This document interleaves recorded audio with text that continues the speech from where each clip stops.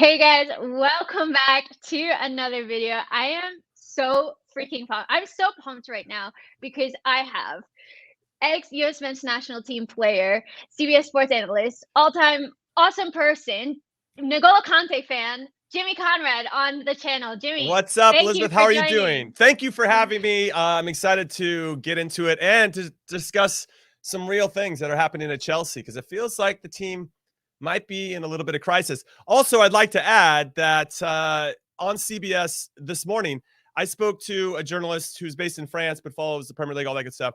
He thinks that Thomas Tuchel will not last the whole season as manager of Chelsea. And I found that to be absolutely mind-blowing. What? The guy just won the champion. He was just FIFA Coach of the Year. How do you fire him? But then I remember that Leicester City fired Ranieri after he won FIFA Coach of the Year like 3 weeks after the fact. So maybe it's possible. I don't know. I'm just throwing that out there.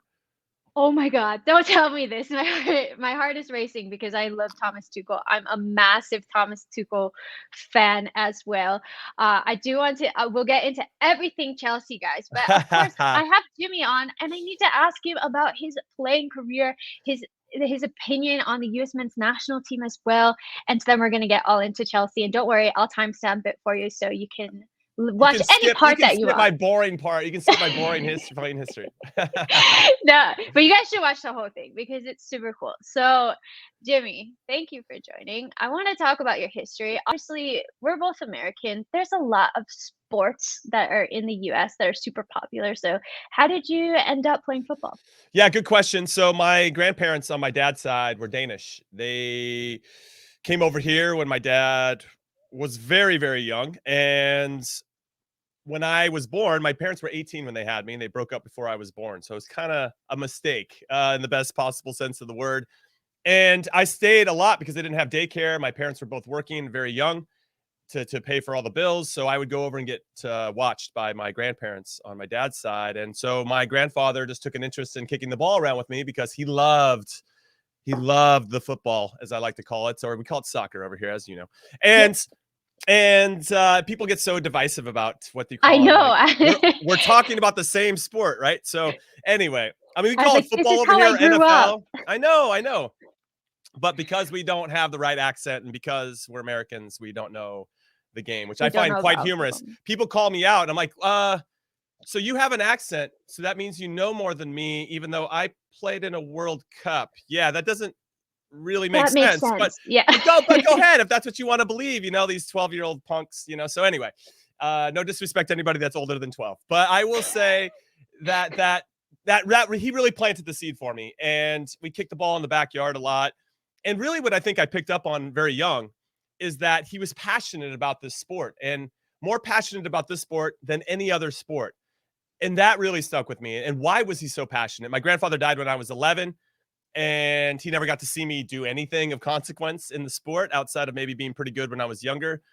And I think he would have been obviously very proud, but he really planted the seed. And then they're very fortunate to have coaches along the way, especially at that time in the growth of the game here in the States, where there wasn't as much of that around. The infrastructure wasn't as evolved and sophisticated as it is now. And you can be seen. If you're good, you're probably going to be seen at some point along the way because there's more scouting, there's more platforms, more options, more teams. And then it's up to you ultimately to make the most of those opportunities. But at that point, it was pretty much you had to get a little lucky to be around good coaching and people that really love the game and could teach the nuance and subtleties of the game. And I was fortunate to have that. So I owe all of those people in my journey and on my journey so much for getting as far as I did. That's so cool. And you play center back. How did you decide to play center back? Did it just happen one day? How did you start doing that? Good question. So I'll kind of start backwards. I think that defending is a lost art. And everything is so focused on, well, maybe I'm talking to a Chelsea supporter here. So Thomas Tuchel's kind of brought it back into fashion. More formation based, I would say, for him than really the specifics of defending at times. He's more about creating numerical advantages in certain areas of the field when they don't have the ball, which keeps them in control. We can get into the weeds on that in a little bit later. But in terms of like the individual defending and putting out fires before they start, that isn't really taught here, at least what I see. And the kids don't have a very good positional awareness. And what I did understand, because I talked the game a lot with my grandfather and my coaches, was starting to understand how to take advantage of where you are on the field. Now, like most players, that if you're good at a young age, you're probably going to be in the middle. So I was primarily a number 10 when I was a kid because I just wanted to get in and around the ball. I wanted to be busy. And there's always the thought, I always wish I stayed as a number 10 because that's what a position. You don't really have to defend too much, but you get to like open up the game and transition. I love it. Now when I play pickup, with all the old guys, all the old has-beens around here, I'm always a number 10. I don't play center back at all. Really? But I loved playing center back because you could see the whole field and you could put players in good positions to make plays and to put out fires before they start. I got really good. I say that twice now because I got some good information from Richard Goff. And for those people that are a little too young to know who Richard Goff was, he played a defender for Scotland in 2 World Cups, and he played for Everton even when he was 40 or something crazy. I mean, the guy was a living legend, and I happened to share 6 months with him in my first year in Major League Soccer. And I just always ask him questions to the point where he's like, can you just stop asking me questions? And the number one piece of advice he gave me was put out fires before they start. And I understood what he said, but it was harder to apply it, especially when you're a younger player and you're trying to boss some of the older guys around. And I finally got to a spot where as I got older and understood how to be better at what I did, it helped me have more confidence to put other people in good positions. And that's obviously getting the trust of the coach and where do we want to trap the ball, right? And where do we want to win it? And then how do we transition? How high of a line do we want to play? And I loved all that stuff. I geek out about where the line is held and where you're trying to win the ball and all that type of stuff. So center back really spoke to me as I got older. But as I went through the youth stuff, I played even in high school. I played in the middle of midfield. In college, I played up front my first 2 years. And then I started to transition more into the back because the qualities that I brought to the table just fit that position a little bit better than anywhere else. Interesting. I feel like everybody, especially when you're young, like I played football when I when I was like 8, and you just want to be scoring goals, and Of that's like course. fun Of when you're course. a kid.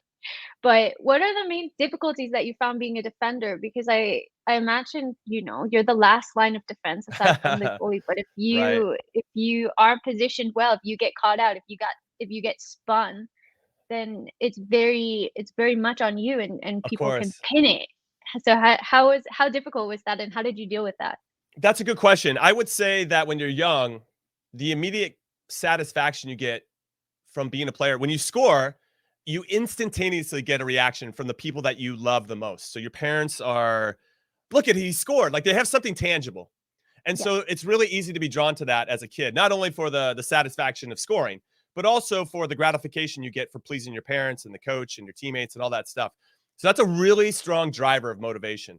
So it's harder to get younger kids to commit to playing defense because of that, because there are no obvious things. I mean, honestly, if you play a great game defensively, people won't even notice you. That's how good of a game you played, and that you kept everything nice and tidy, and the other team didn't really have too many chances, but nobody really remembers that so much. The coach will, but your parents aren't like, hey, Johnny, what a tackle, or wow, way to hold the line there, son. Yeah. And it just, and most parents don't understand like how important that is. And actually, when I look back on my career, one of my most proudest 45 minutes was I came off the bench because we'd gotten another red card against Italy in the World Cup. So we're down. They had the red card. We had 2. So they had 10-9. We're down a man. And we're going up against Del Piero and Pirlo and Totti and like the creme de la creme of Italian football. And I come on the field to help Asana lock it down. We take off an attacker. I come on. I think we held Italy to 7 offsides or 7 Wow. offside calls in that second half. And I take that as a great deal of pride because it meant that we weren't just collapsing on top of our box and absorbing pressure. We were actually holding Italy accountable. And if they wanted to play through us, they were going to have to be good. And for me to come in that spot and be able to organize that quickly and to put people in good spots and to have the trust of my teammates and under a great deal of pressure with millions of people watching is really something but nobody else cares about that. But for me, it matters because I went in and did my job at the highest of levels against the team that ended up being the champions of the tournament. So I can see ultimately why young players aren't drawn to being defenders. But I was drawn to it because, and I think this might, as you get to know me better, I like frustrating other people. And I like being, kind of the joker in the back of the class. Like if the teacher says something wrong, I'm like, raise my hand. Teacher, I think you said that wrong, And my teachers hated me, but I was holding them accountable for keeping them at a high standard, even back when I was like 10. And that really speaks to the defensive position. I enjoy frustrating the other team's best player.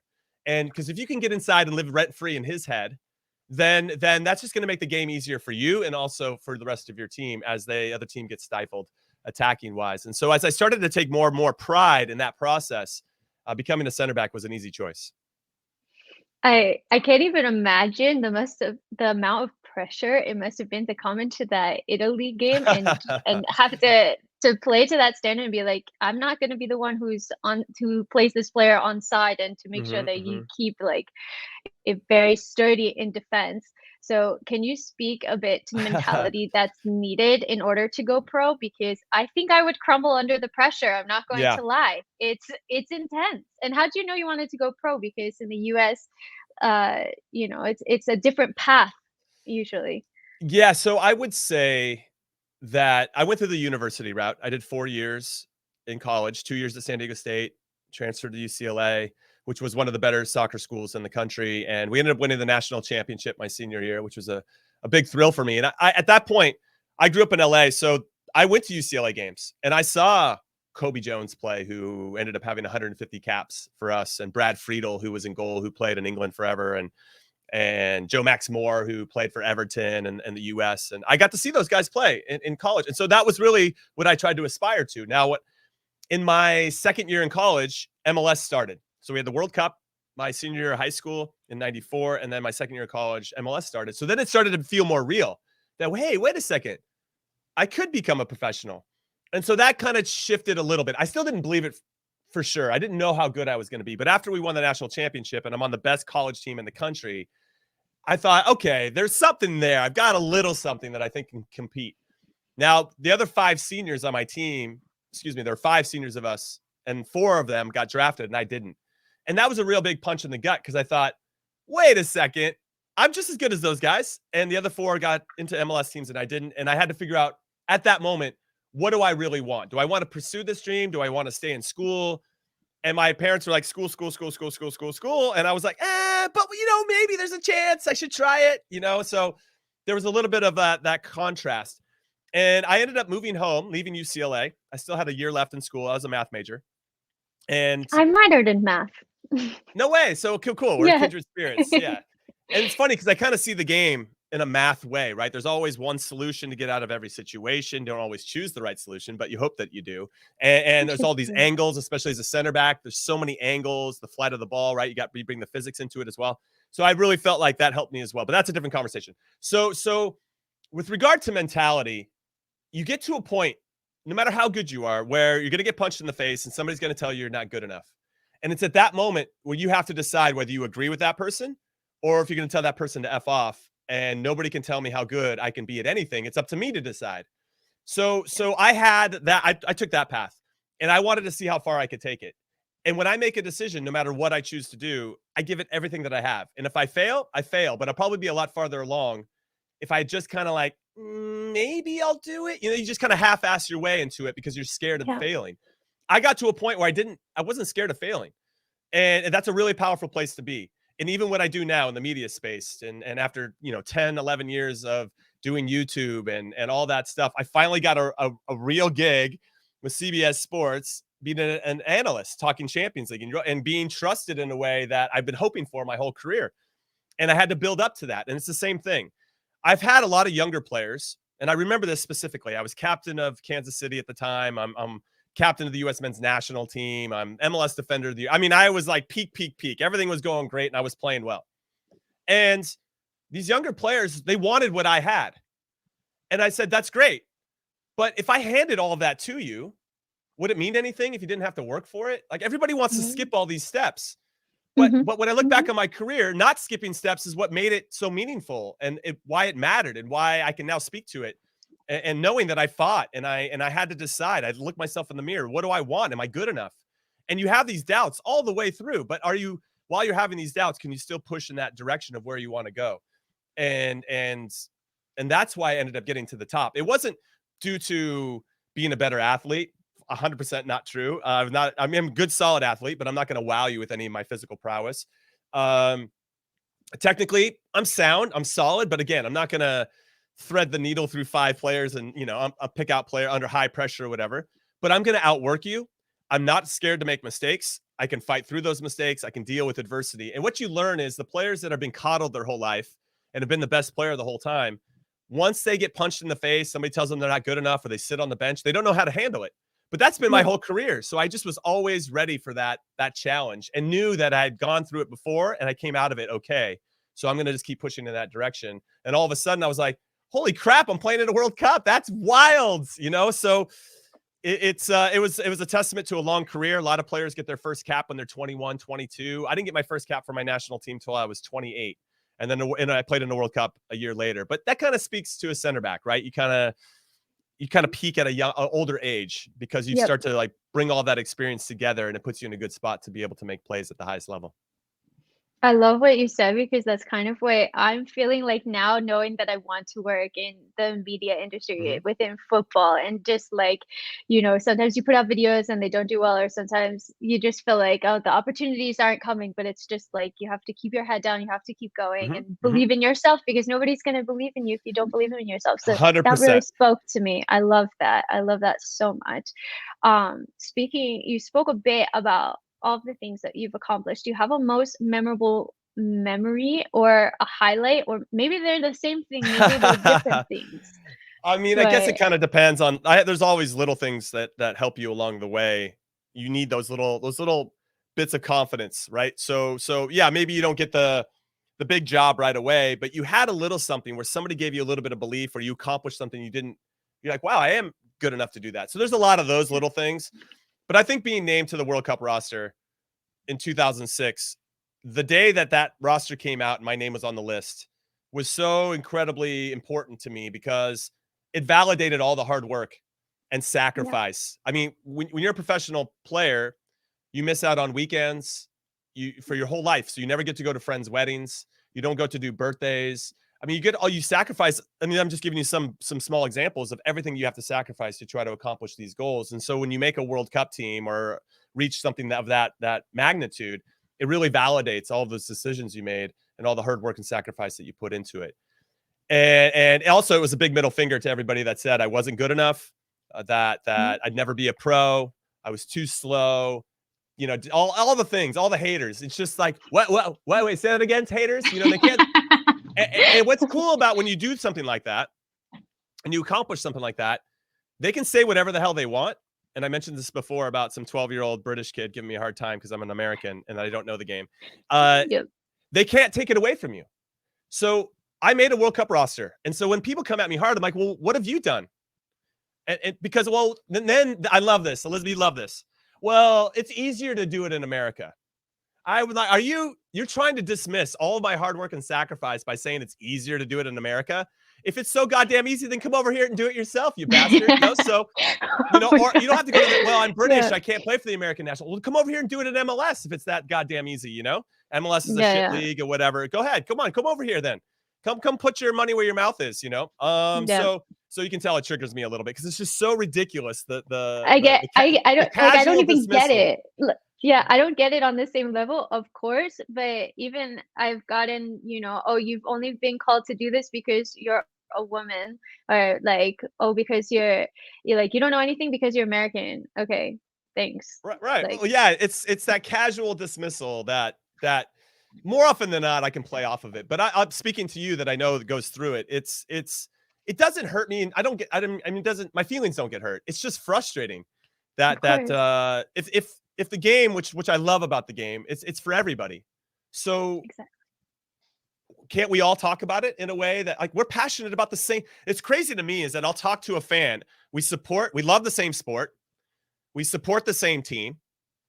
But because I'm American, I can't love it as much as that. I'm just like, what are you talking about? And then you ask them like, well, who do you support in the NFL or the NBA? They're like, oh, I love the Lakers. They're like, well, I can't actually listen to your thoughts about the Lakers because you're not actually from LA and you don't know anything about basketball because you weren't born here. It's like, do you understand how hypocritical you are? It's crazy to me. Anyway, we don't need to go too far down that rabbit hole. But with regard to that was my career achievement.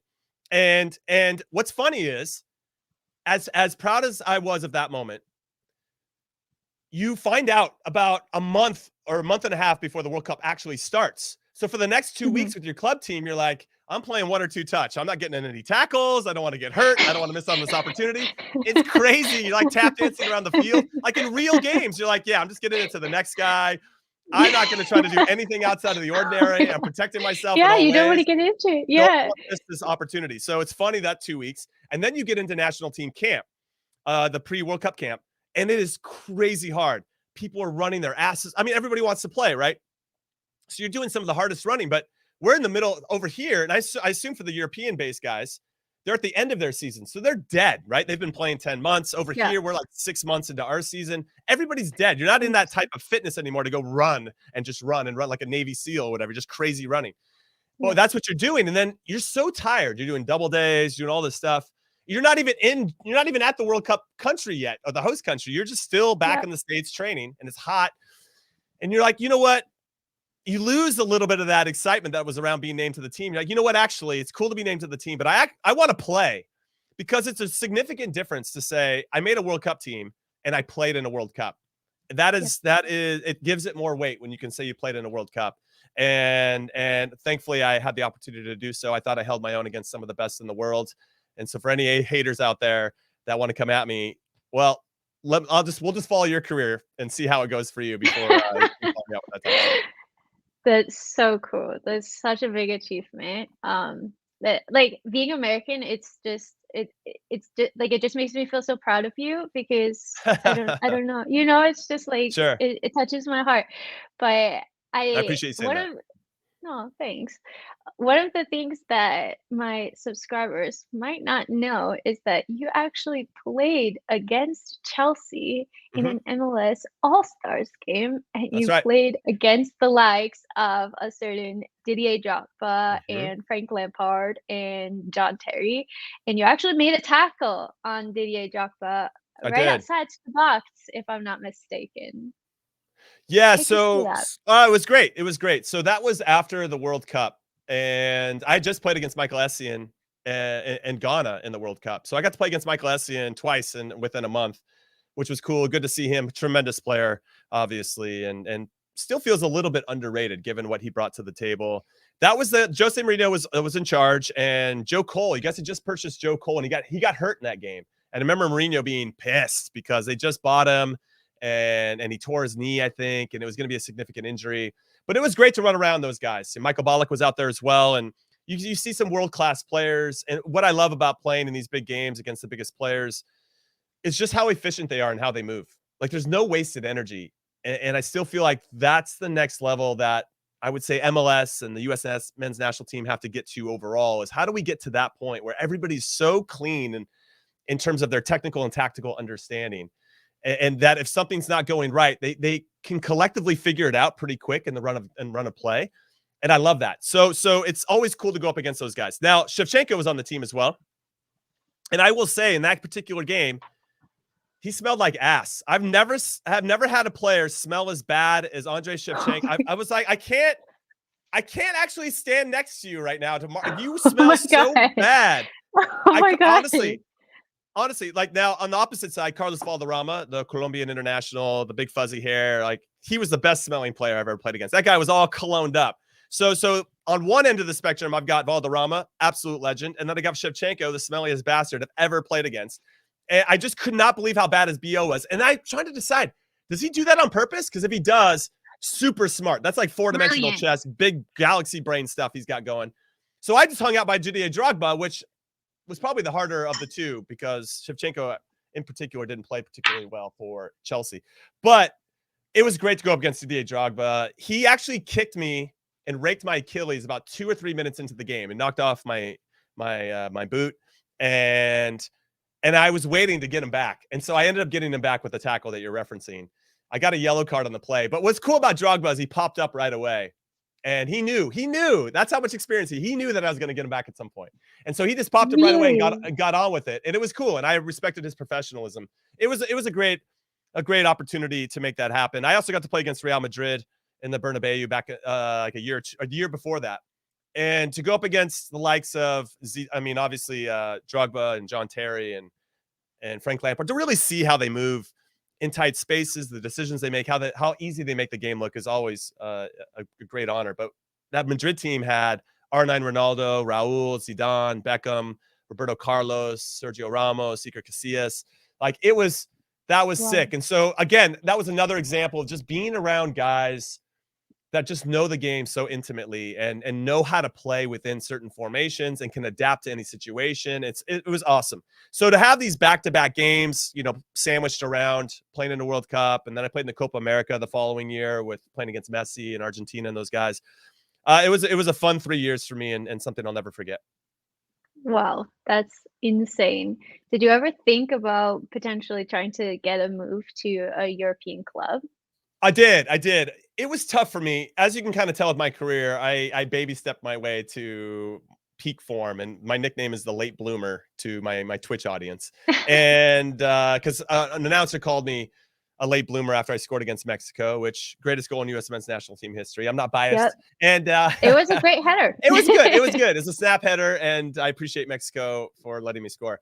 But with that whole like sequence, it was. I actually lost my train of thought because I was envisioning. What was the question again? If you ever thought about playing in Europe.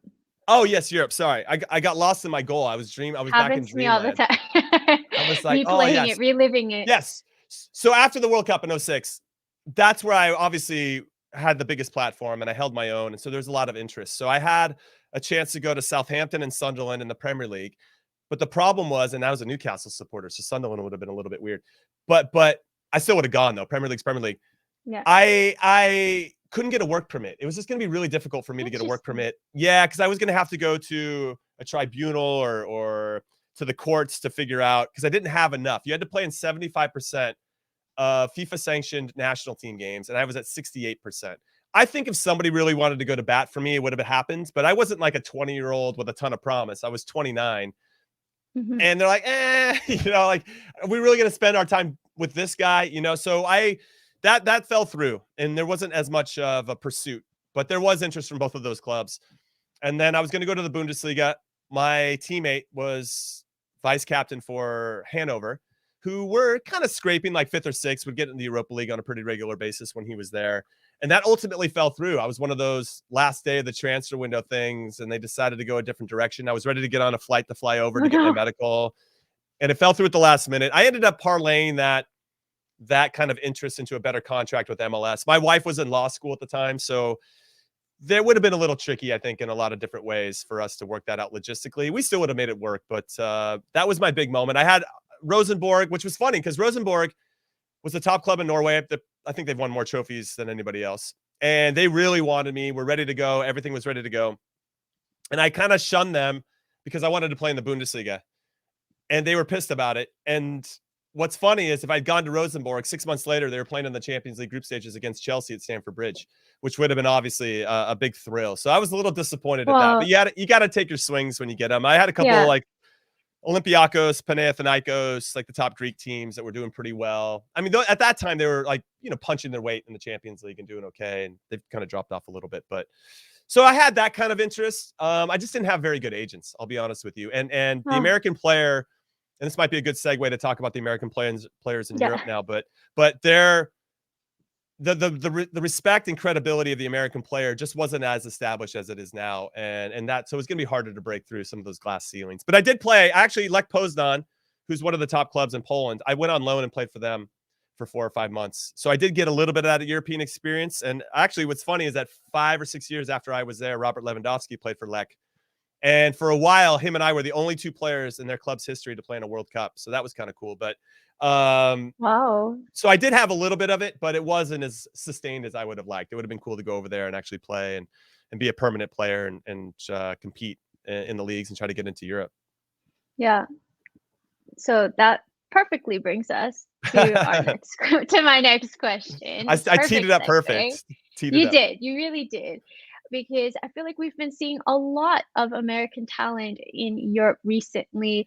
Serginho Dest is at Barcelona. Mm-hmm. We have Weston McKennie at Juventus, Gio Reyna at Dortmund, and of course, Christian Pulisic, our very own, at Chelsea.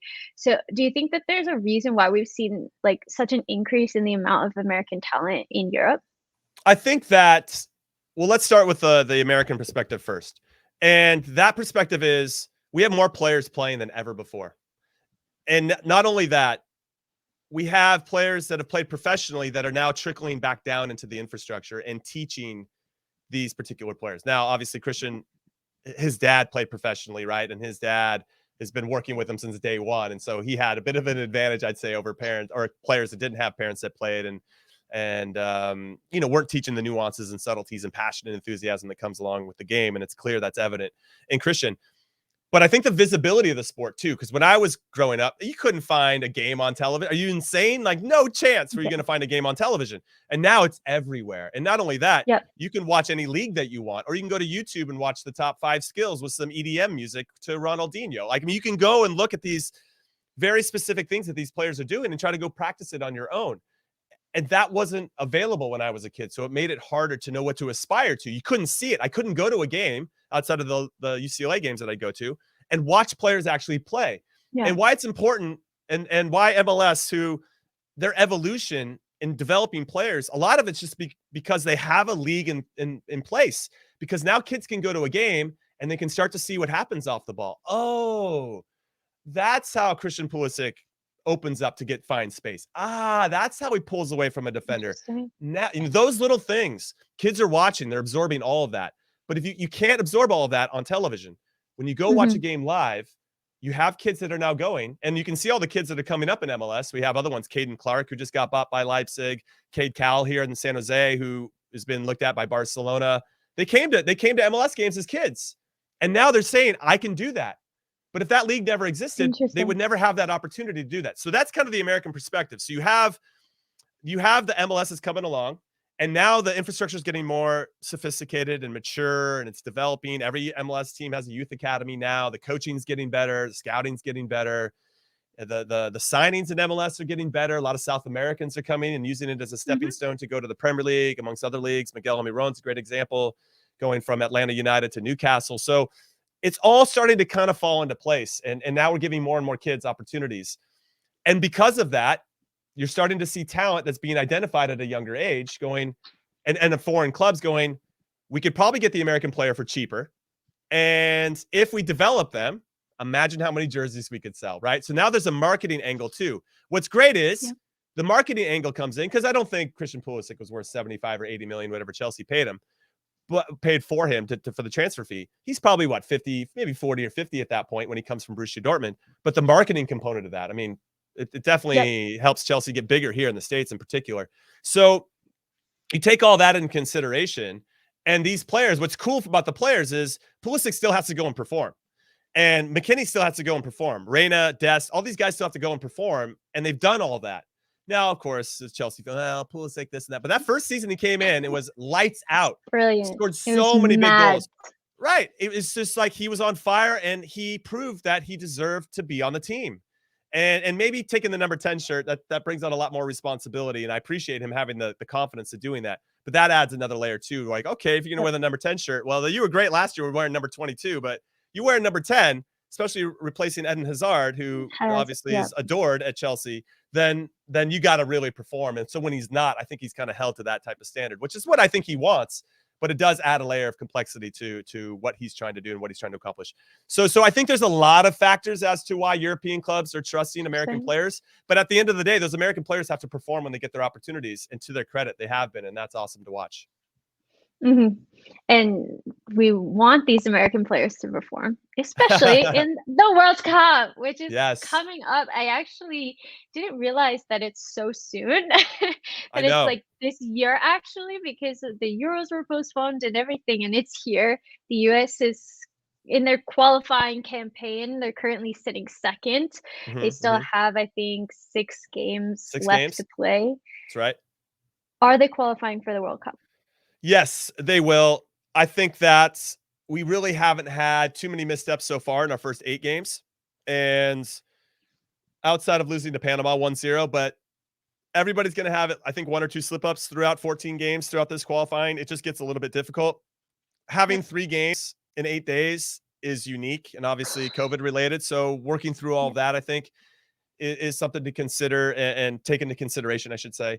So right now we're in a good position. We still have our two hardest games left to play, away to Canada and then away to Mexico. So let's just say in the best case scenario, we get the 2 draws.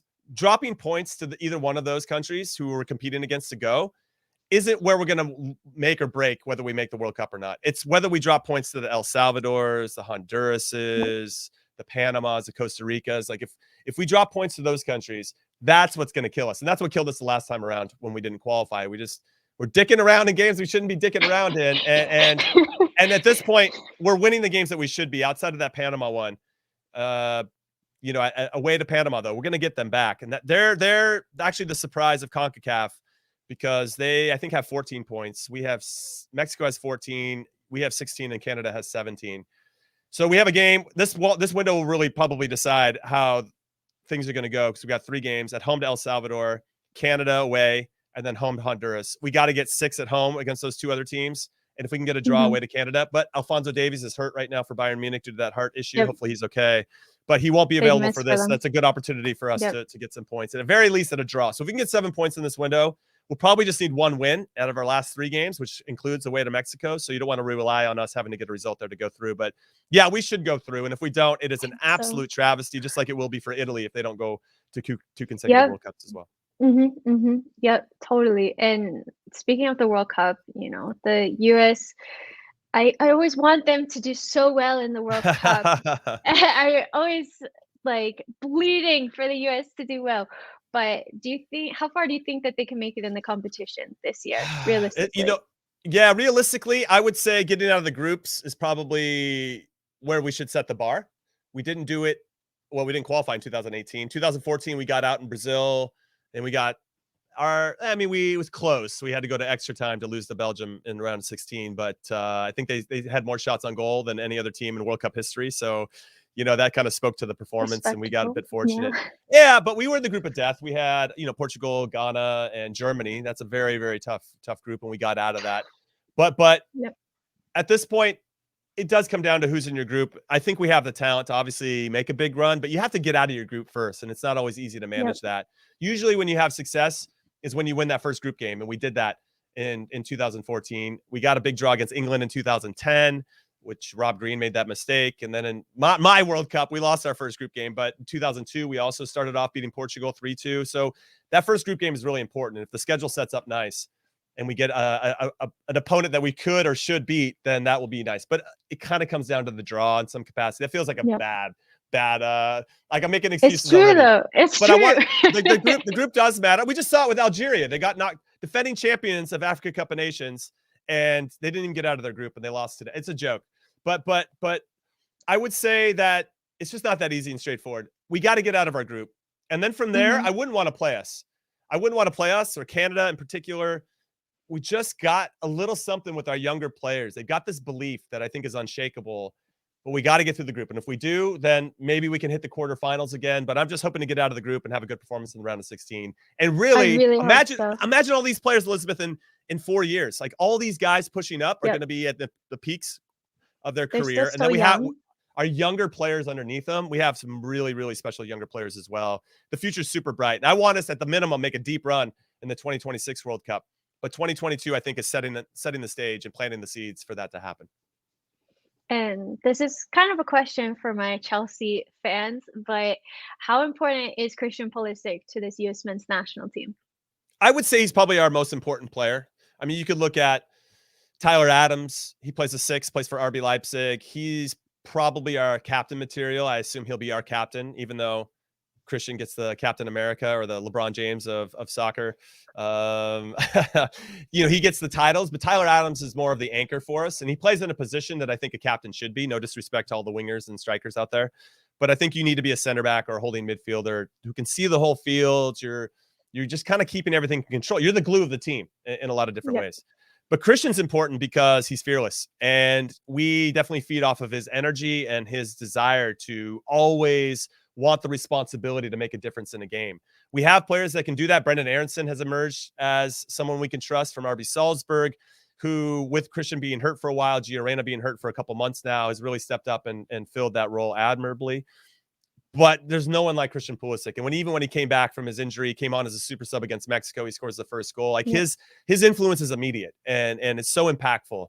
And he loves stepping up in big moments. And I think even though Weston McKennie does have that clutch gene as well, as I like to call it, there's nobody like Christian in terms of getting the ball and running at people, even for Chelsea. Like he's just very, very good at what he does. And the hardest thing is going to be for us, because we've already run it into teams in CONCACAF that are doing it in World Cup qualifying. And same thing for Chelsea as players, and they see where Christian's starting. They just try to stack him up, and it makes it harder to get Christian the ball in the areas where he can do his thing. So how do we find the ball or get the ball to Christian when he can run it back forwards, when he can run in 1v1? How can we isolate him in 1v1 situations? Right now, it looks like Tuchel kind of sees him doing it as a wing back. And I actually don't mind that spot. I don't think Christian minds that spot when he's attacking. I just think Christian's like, I don't want to defend. You know, that's for Azpilicuetas of the world, you know, and Rudiger's and Christensen's. I don't want to do that. But I do think as a wing back in Chelsea's system, he does pick up the ball and has some space to run. I mean, Marcos Alonso's great at it. When he gets some space and runs with the ball, that's when you're like, all right, this is Alonso at his best. And Christian's the same. It's just that defensive side. Even Marcos Alonso doesn't look like he wants to defend all that much. So that's always going to be the trick. How do you, when you're a team, whether it's Chelsea or the US men's national team, how do we get Christian the ball in the spots where he can have the most impact? And that's going to be harder as teams get more and more adept at how we like to play and how we like to get him the ball. Thankfully, though, and I want to just throw this in, maybe a year and a half ago, 2 years ago, it felt like we were going to have to rely on Christian to do everything. And what we've learned is, and even when he was out injured, we don't have to rely on him anymore. Sometimes Weston McKennie can be the guy. Sometimes it's Aronson, Ricardo Pepe's emerged, Gio Reyna, Timo Weah. We have all these other players that can step up and do the job. And that's only going to help benefit Christian, because that will free him up to hopefully get more space to do what he wants to do, and they can't key on him because nobody else can do it, you know? So yeah, the future's bright. I'm excited and cautiously optimistic that we can have a good run in the World Cup after we qualify, of course. Really hope so. I really hope so. And speaking of Christian Pulisic, you know, we kind of touched on it a little bit earlier in the recording that he had this amazing period for Chelsea where he was the guy. He was scoring or assisting almost every game. And he was primarily playing on the left wing. And now under Tuchel, we've really seen him play across the front three. We've seen him play as a false nine. We've seen him play as a right winger, as a right wing back. And very occasionally, I feel we see him play on the left. I personally think his best position is on the left. I think he looks the most comfortable there. He scored against Liverpool, I believe, there. And he just looks more potent in front of goal, in my opinion. But what do you make of the situation that Pulisic's kind of been forced? Because I don't feel like there's anybody who's really taking up that left winger spot anyways and saying, this spot is mine, I'm going to claim it. I don't think that there's anybody that's doing that. So what do you make about that? No, I agree with you. I'll start there. I believe that he's best on the left side of a front three, and that allows him to cut in on his right and cause more havoc that way, because he could shoot from distance. When he gets on the right side and cuts into his left, he can hit it with his left, but you can tell that he's a lot more comfortable on his right and finding those little gaps to exploit and potentially combine with whether it's Lukaku or Havertz or Werner or whoever else. Now, at that time when he first joined Chelsea, there wasn't as much. There might have been competition, but it just seems like since they got him, they've also brought in plenty of guys that can play the same spot. And obviously Mason Mount as he emerged, he wasn't there when Pulisic started.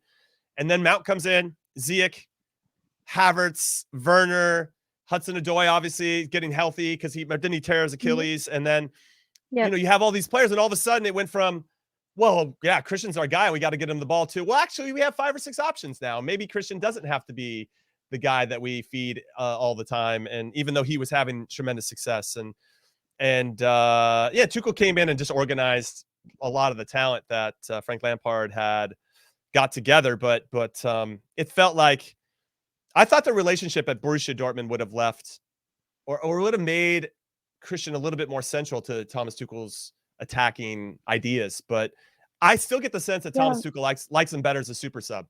I think he likes the fact that he can be a spark plug off the bench.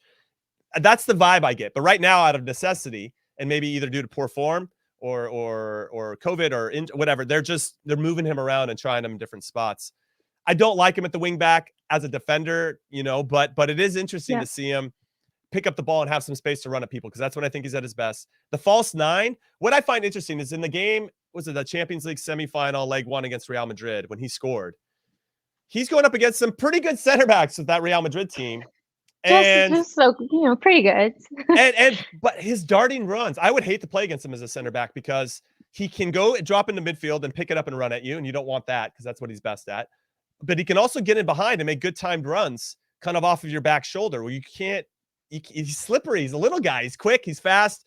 And you just can't get on him, right? And then when he gets the ball, he's got so much composure and doesn't get rattled if he's under pressure, that if he can get it and face you up, you're in trouble. And I thought that he did a really good job at playing that in that particular game. And that was kind of I think an early test. Can he play the false nine? Because he was definitely higher up the field. They're asking him to play a little bit higher up the field. And now when I see him false nine, no, you don't. It doesn't look like he's having the most fun up there, but it does allow Chelsea in some ways, and I don't know what Tuchel's obviously telling him, but to create some numerical advantages in the middle of the field. So it's tough, because Hudson-Odoi, I think, has been playing well, and I don't want to take anything away from him, but I'm obviously super biased to Christian. I want to see him play as much as possible. But I do trust Tuchel to utilize him in a way that's going to make him a better player. Ultimately, Christian's going to benefit from this experience, because he's going to become better in multiple positions. He's going to learn his craft, and he's going to have to learn how to adapt to different situations. And ultimately, I think the same thing's going to happen with the national team, because, as I mentioned before, if we just put him out on the left and have him try to cut in all the time, teams are just going to stack him up, and it's going to get really stifled on that side. I'll give you an example. Nations League final, we played against Mexico in the final. We had Christian on the left and Serginho Dest at left back. So we got two of these guys that are absolutely great going forward, and all Mexico did was stack us up. And those two guys were pretty non-existent for most of that game. And we needed other guys to kind of step up. Now, the benefit of those guys getting stacked up is it opens up space for the other guys that hopefully can take advantage. We scored on 3 set pieces. We scored off of 2 corners, and we got that penalty. And that was it. So we didn't really get much in the run of play. So using that as an example, if teams start to stack up, Christian, and we get pretty obvious in what we want to do, he's going to have to maybe float inside. And because he's had this experience with Chelsea playing multiple positions, I only think that's going to be a benefit to him personally, and then for us collectively as a national team. Interesting, because I really just want to see him play on the left. Yes, let's scrape away everything I just said. That's 100% what I want. But I'm trying to find the silver linings to Tuchel moving him around. No, 100%. And I do want to ask you about this, because, not gonna lie, as a Chelsea fan recently, it's been a bit of a rough month or so. We haven't been winning so many games. We haven't been keeping clean sheets. And there was the Lukaku interview as well, which I feel like seeing the team now, I feel like it's disrupted the harmony, at least in the team. I don't know. I got the vibe that the players didn't want to pass to him. I don't know. You can tell me if you felt the same way. I'm looking at your schedule right now, and you've only lost 2 games since the beginning of October, and that was to West Ham 3-2. We've drawn a lot of games. That's true, 3-2, and then you just lost to Man City 1-0. Now, this is a pretty good West Ham team, and it was away from home, and I don't remember the exact details of that game. But with regard to the Romelu Lukaku situation, when Lukaku came to Chelsea, that felt like the one last piece to really allow this team to go on and compete with the Cities and the Liverpools of the world. And it hasn't worked out the way that I don't think any of us expected, including Lukaku and potentially Thomas Tuchel as well. And maybe because the expectations were so high that, hey, we have everything else, we're just missing that number 9. Now we just went and got Lukaku, who's been arguably the best number 9 for Inter Milan, or in Europe with Inter Milan over the last couple seasons. This is going to be it. He's now back. He loves Chelsea growing up. He didn't have a great stint at Manchester United. Like, I used all these. He's going to have a chip on his shoulder, going to prove everybody wrong. And he started okay. Me too. And I thought, Chelsea's going to win the league now. I actually predicted on my Premier League predictions before the league started that Chelsea would win the league because of Lukaku. And I just don't think it's as easy as I maybe thought it would be. And I think everybody falls into the same camp. That the way that they play maybe doesn't set up nicely for Lukaku. And I won't even say Lukaku. I feel that's unfair singling him out. Tammy Abraham also struggled in this, and he's doing very, very well for Roma. And Giroud struggled to figure out. I mean, he had the odd game where he would score a goal, and so would Tammy Abraham. But they never really felt comfortable. They never looked comfortable in that number 9 spot. And I feel like the same thing's happening to Lukaku, who just unfortunately did that interview and just, and I love that Tuchel said he didn't take it personal, and every player should be griping if they're not playing as well as they want or not scoring goals. And I loved his approach to that. That was very professional, and I think a lot of coaches should take note. But that was it was interesting because I feel like Antonio Conte gave Lukaku, they built the attack around Lukaku. Even Lautaro Martinez, his number 2, who was scoring 10, 15 goals for Inter, still knew he was the number 2. It was around Lukaku. And I think when you come into Tuchel's system, the defense, the team shape is number 1, and everything else is second to that. And I don't feel like Lukaku really knows where he should go or what he should be moving. Now, that said, I just watched the Brighton game. Even though Lukaku, doesn't take the most of his maybe half chances, he's still occupying enough space and enough of the defenders that it's creating opportunities for other players. Or he has a great he's very good at laying the ball off. So he's getting people some chances here. What I find interesting, I watch body language after plays, and he just seems really frustrated when things don't go his way right away. And that's more of an individual thing where he needs to he doesn't look like he's having fun. And I look at that with other teams too. I looked at it with Spurs under Nuno Espirito Santo. They didn't look like they're Harry Kane in particular, not looking like he's having fun. Now, when you see him play, it looks like he's having fun again. Now, the question is, and I'm sure fans will be like, well, it's because he's scoring goals. That's why he's having fun. But maybe it was the opposite. Maybe he started enjoying his game a little bit more and enjoying the culture and environment around the team. And that's why he started scoring goals again. Right. Yeah. I think those two things are there. So there's something going on for sure. And that's why Jonathan Johnson, the journalist that works with me at CBS, said that he doesn't think Tuchel, he follows PSG very closely and knows Tuchel from that time, that he wears out his welcome, Thomas Tuchel. He's done it at every club he's ever been at. And now he's starting to say, according to Jonathan Johnson, things that were very similar to things he was saying when he was at PSG that ultimately got him fired. So, or just, where they split ways. My question, and I'm curious what you think as a Chelsea fan and anybody else that watches you, Tuchel feels like a cup manager. He's very good in these one-off competitions. He's taking you, this is his third final he's taking you to now with the Champions League, with the League Cup or FA Cup last year, now the League Cup final. He seems very good in these environments, but it feels like over a 10-month period in a league, for whatever reason, he can't get his players to maybe focus the way that he wants. And that gets him frustrated as a manager. But it's a marathon and not a sprint. And I think he's better at these little short sprints and cup competitions where he can be very hyper-focused on the opponent, knowing that it's just a one-off and not, we're going to have to play these guys another 2 times. And, oh, by the way, we got 3 games in a week, and we got to not only focus on, Burnley, but we got, Man City right after that and Arsenal after that, whatever it may be. So it's interesting how his cup competition form hasn't necessarily translated to league form. So I wanted to know what you thought about that. I'm very opinionated about this.